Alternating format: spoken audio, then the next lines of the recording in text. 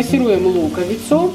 Спустя 2-3 минуты добавляем морковку, натертую на терке. И тоже все перемешав, пассируем еще минутки 2. Спустя 3 минуты добавляем красный сладкий перчик. Камера потеет. Зеленый перчик. Это все сладкий перец. Если есть желтенький, можете добавить также сюда и желтый. Все хорошенько перемешаем. Помидоры или томатный соус. Спустя еще где-то 5 минут добавляем сюда фарш.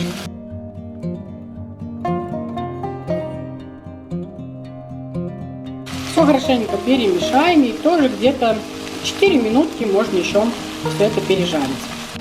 И буквально пару минут спустя добавляем нашинкованную капусту.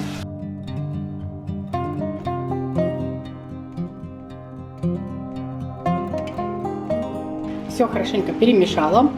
Сейчас, если овощи не выпустили достаточное количество жидкости, и вы видите, что капуста немножко суховата, то для того, чтобы все-таки ее дотушить, можно добавить немного воды.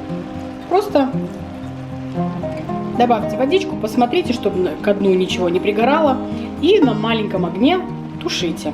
Сейчас же можно посолить, добавить любимые специи, закрыть крышечкой и на маленьком огне пускай тушится капуста до мягкости. Добавляю специи. Еще раз можно все перемешать. Накрою крышкой и буду проверять капусту. Открыла крышечку, спустя где-то 15 минут проверила. Капуста уже практически готова. Так что очень вкусно пахнет. Со сметанкой или с йогуртиком. А в йогурт еще можно чесночок натереть и укропчик нарезать и сделать такую заправочку. Ой, вкуснота будет. Так что обязательно приготовьте. Очень быстро, очень просто и полезно. Тушеная капуста с фаршем. Супер вкусно.